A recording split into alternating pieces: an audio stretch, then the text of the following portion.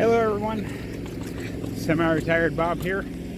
I talk about the carnivore diet, all things related to the carnivore diet, and some miscellaneous odds and ends. Sorry about the background noise there.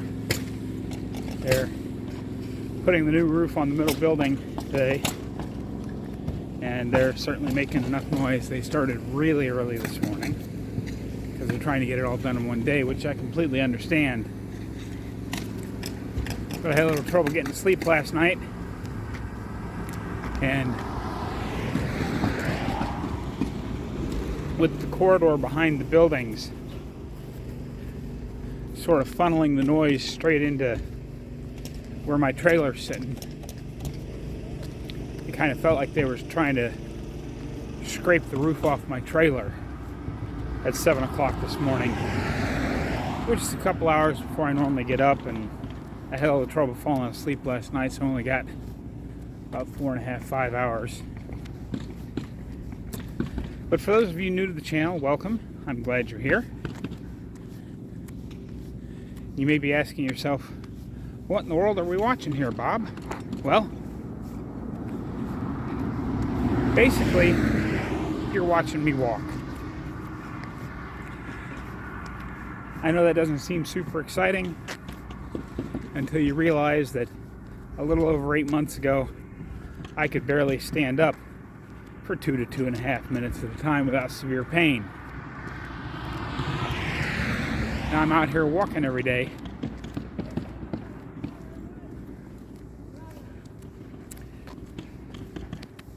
So I think it's pretty exciting. For those of you returning, I'm glad you came back for more. Today we're going to talk just very briefly. It seems to be a hot topic on a lot of channels right now about whether or not you can actually reverse type 2 diabetes. I know we've talked about this a lot because I have reversed my type 2 diabetes. It's cured. And I'll get into why I say cured rather than reversed or in remission a little later in the video.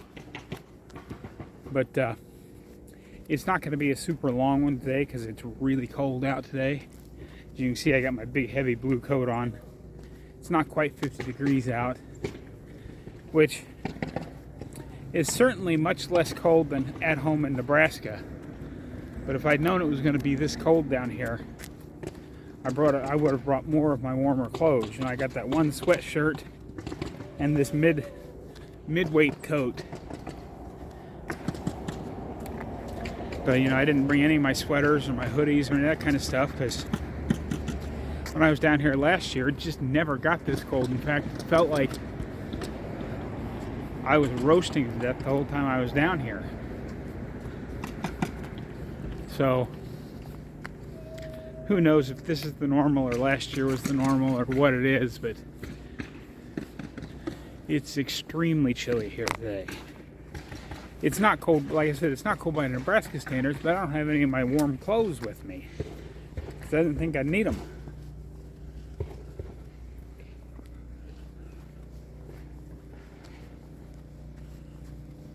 Sorry, I was getting rid of a little piece of beef stuck between my teeth. Because I ate once already today. And I'm going to eat more later on. I don't usually eat 2 meals, but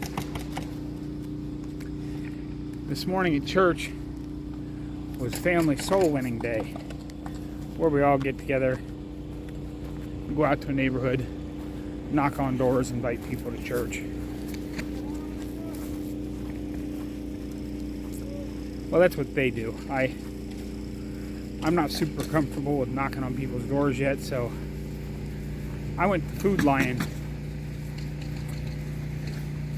and was one of those goofy old men standing outside just saying hello to people as they came in.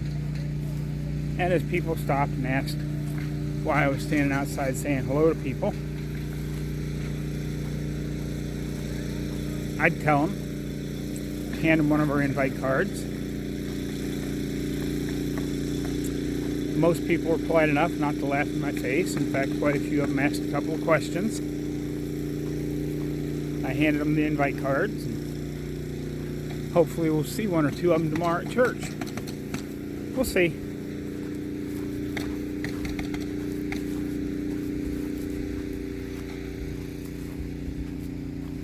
My job is just to plant the seed and give the invite.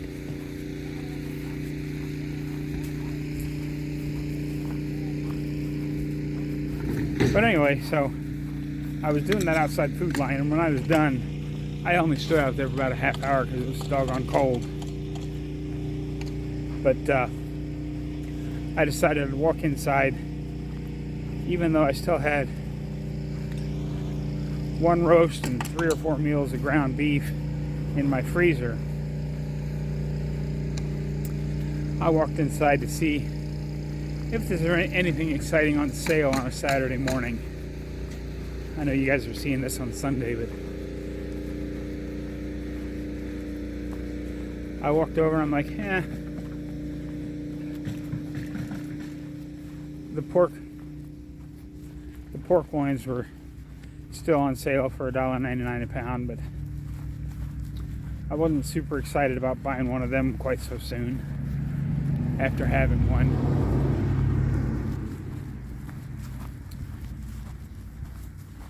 Saw some other sales.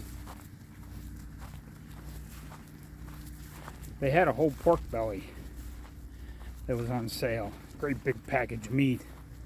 But I wasn't sure I could get it cut up and all stuffed into my freezer, and then how to cook it and all that with the tools I have here.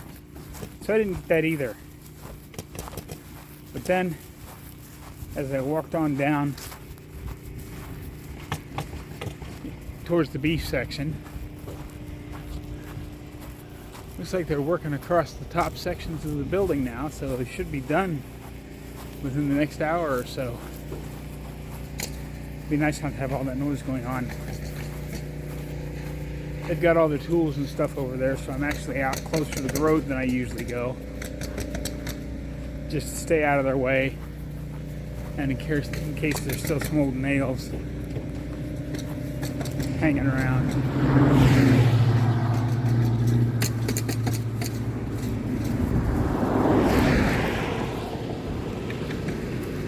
But as I got on down towards the beef section, I saw a sign and said, well, that almost has to be wrong.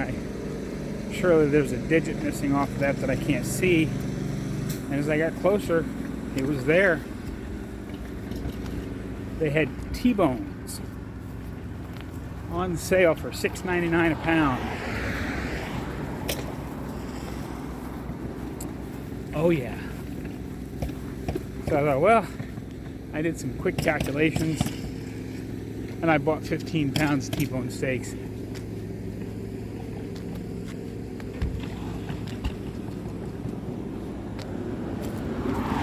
Which is why, so I put about 2 pounds in each package when I got back here. I've got one of the smaller 1 pound steaks in my fridge. And I already ate the first half of that meal today because I didn't want to forget to cook them. I found the only thing that was down in the rest of the markdown section was I got a small package of 3 sirloin burgers that were on manager markdown. It was just over $3 for the 3 of them. So I went ahead and got those. Buying all that meat made me hungry, so I went ahead and had the sirloin burgers, and I'll cook the smaller T-bone tonight. And that'll leave me 7 good meals of about 2 pounds of T-bone. Now, of course, they're T-bone, so there's bone in there, so I won't get quite 2 pounds of meat out of it.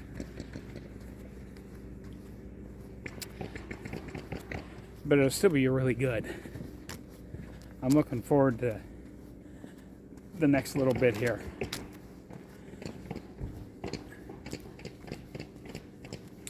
So I'm not sure who all Food Lion is affiliated with. But, you know, if you're like me and you order your groceries online and just stop, you know, drive through and pick them up, it's still worth stopping into one of the stores every other week or so just to see what's on sale. Because I got that pork loin on sale. I got those rib roasts on sale back before Christmas. And now I've gotten T-bones on sale. And believe me, if I had more room in my freezer, because I did manage to get it all in, but my freezer's full. I can't fit no more in there right now. If I had, you know, if I was at home where I have my big chest freezer, I'd have probably bought 40 or 50 pounds of it at $6.99 a pound. Because given the way things are going up, especially on beef, I don't expect them to get any cheaper anytime soon. So be sure and check the sales at your local stores.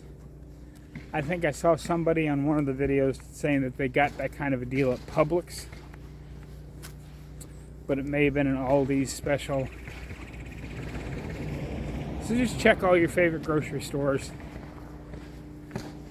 because if they got a sale on T-bones, you don't want to miss out.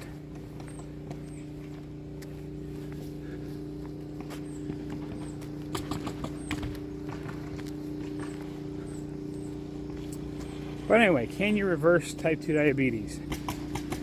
And how do you do it? Well, the short answer, of course, is stop dumping carbs down your neck. That's the best way to do it. Just stop eating exogenous carbohydrates. And of course, the first thing a lot of people are going to say to that is, well, Bob,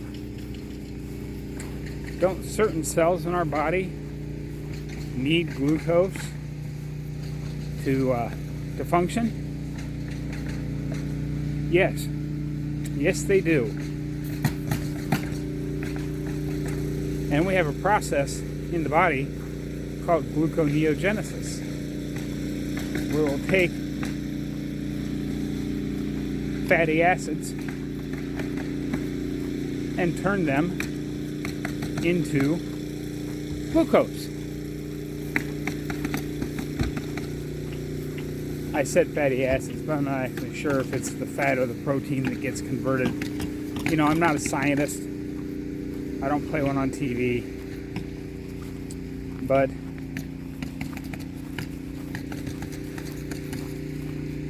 you don't need to ingest glucose to have glucose in your system. Your body will make all it needs.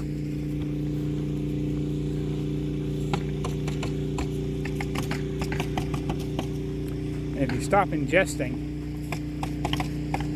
all those extra carbohydrates, your blood sugar will come down, because gluconeogenesis is not going to make more sugar than you need. And what is the definition of diabetes? Elevated, chronically elevated blood sugar. That's what it is.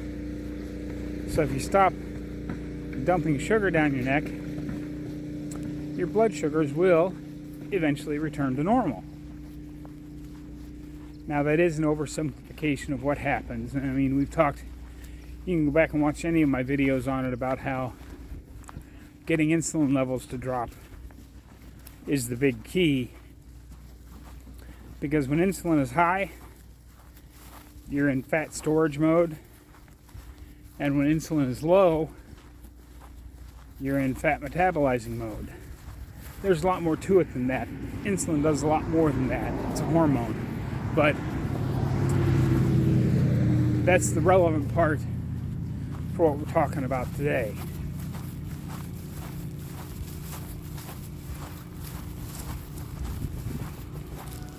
So you get your insulin to drop, it returns to normal, and then you can start metabolizing out the fat, and over the course of time, you'll need less and less of your diabetes drugs. Now, if you're injecting insulin, make sure you talk to your doctor and let them know what you're doing. Have a trained health professional guide you in when it's time to reduce your insulin.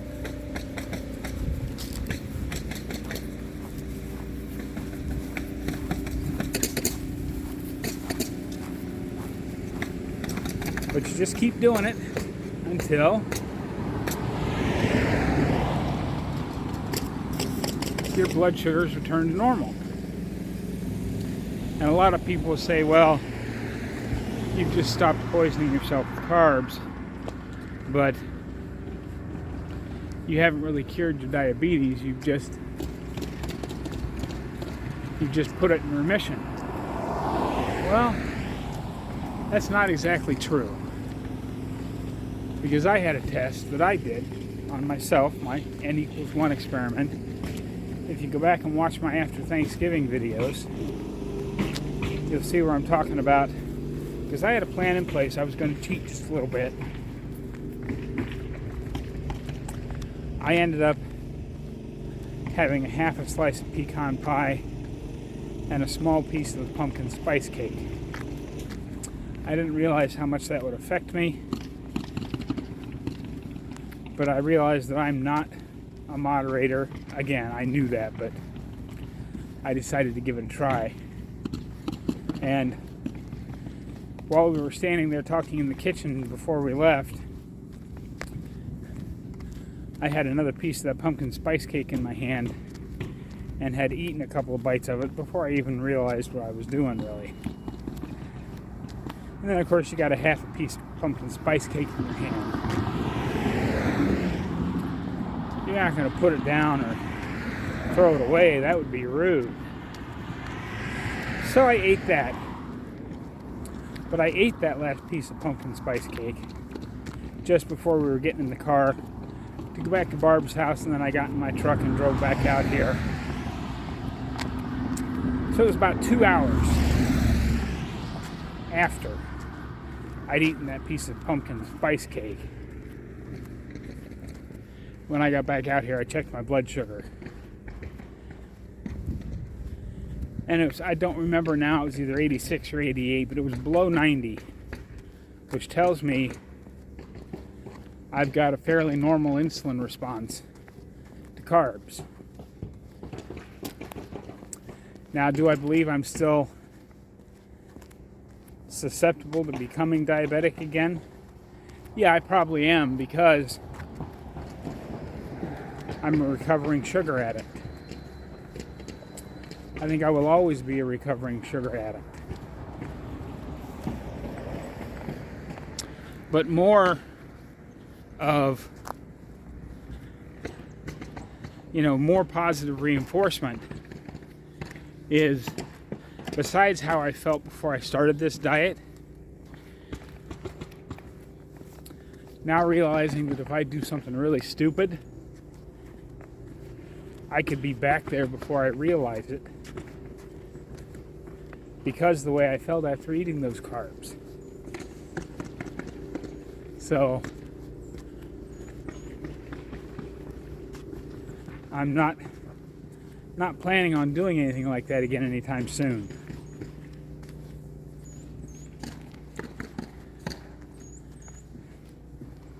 So we're on into the middle of January here. Actually, we're down in the last week and a half of January now.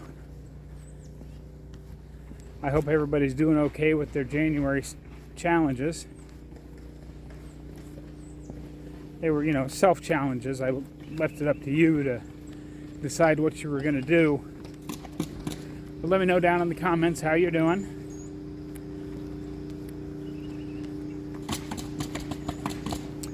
And to steal a little bit from Bart K,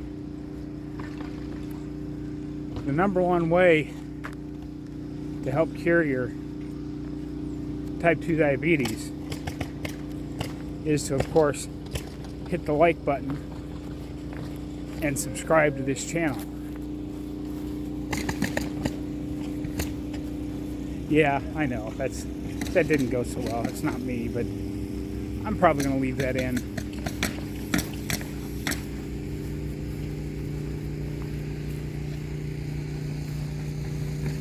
But that's really all there is to it. I mean, it's not some great big mystery about how I reversed my type 2 diabetes, how I cured myself. There's no great big mystery about how I've lost 130 pounds in a little over 8 months. There's no great big mystery how I've reversed my fatty liver or reversed my stage 1 chronic kidney disease. My arthritis is better, my spinal stenosis is better, my strength, my conditioning, everything is better, but there's no magic pill, no secret sauce. Just stop dumping carbs, processed food, and seed oils down your neck. Eat a good quality carnivore diet. And even if you can't eat the very best meats, because you're like me, you're on a limited budget, meals of the lowest carb hot dogs and bologna you can find,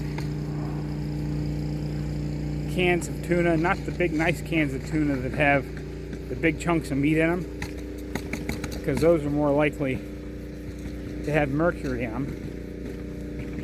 The cheapest tuna you can get your hands on,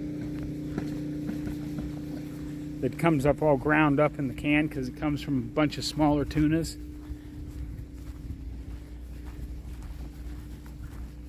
Pepperoni, salami, all the processed meats.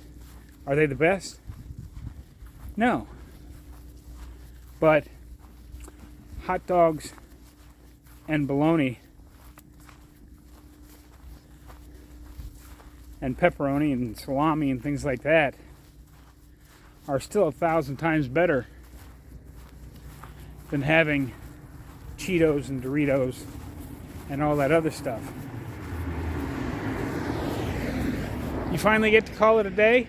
Yes, sir. See you tomorrow. Okay.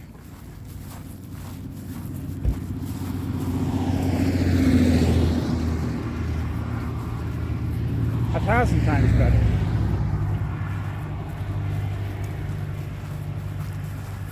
And that's just a number I made up. I have no idea exactly how much better it is, but it's a lot better. Because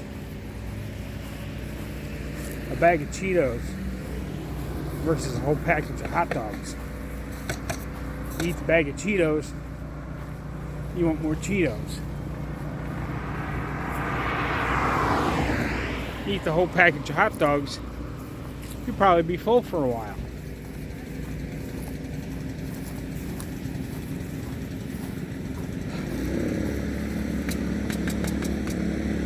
So, you know, it doesn't have to be, as Dr. Berry says, grass-fed, grass-finished, pan-massaged meat. And unlike what some other people have said on their channels, I mean, is grass-fed, grass-finished better for you? It is a little bit.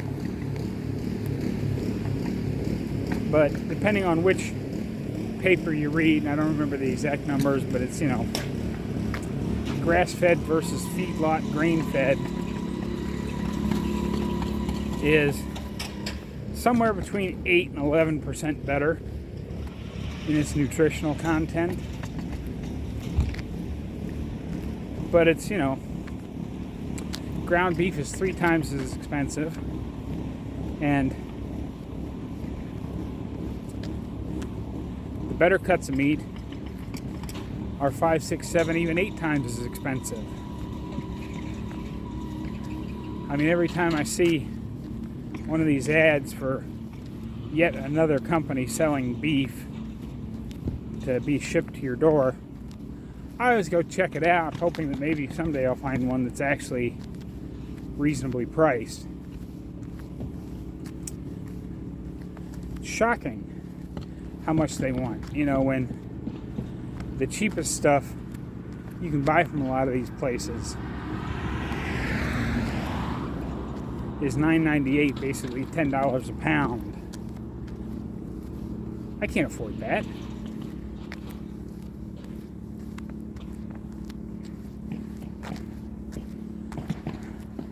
I mean, I even broke the budget a little bit for this week buying all that T-bone. Because $6.99 a pound, while a great price for T-bone, is significantly more than I pay for the predominantly ground beef that I've been eating. Now, I have been buying roasts and getting them a little cheaper than that. But if I can buy T-bones for $6.99 versus roasts for $5.99, I can spend the extra $1 a pound on T-bones.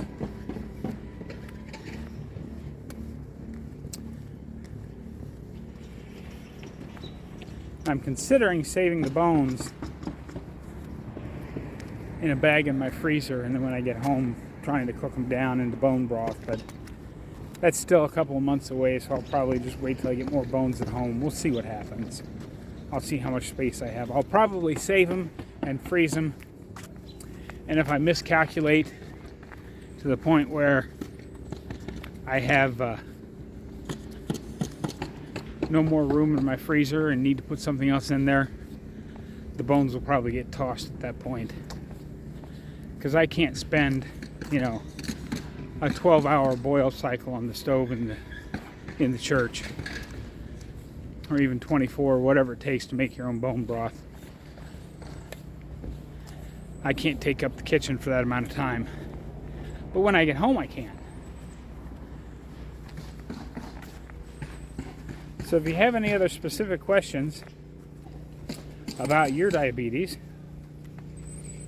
or your weight loss journey or anything like that, go ahead and leave a comment down below.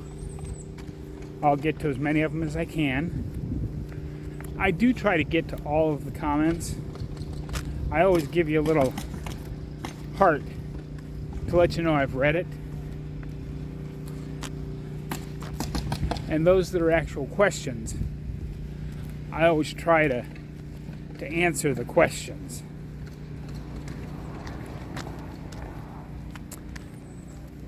But depending on how much time I have, if you're,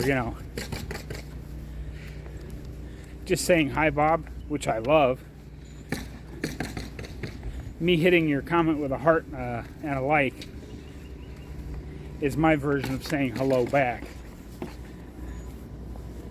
Because I just don't have enough hours in the day to answer everybody. I try to answer as many as I can. And if I know for a fact I haven't answered you in a while, then I'll say hello back to you. But that's, I do the best I can. But that's what I've got for you today, folks. This was kind of short. I'm a little tired from not getting good sleep and getting woke up early by the noise. So I'm going to sit down, relax, watch some YouTube. Maybe watch a movie. Relax for another couple hours, then go in and cook my T-bone for today. I may end up showing you that at the end of this video, depending on how this comes out and how it comes out.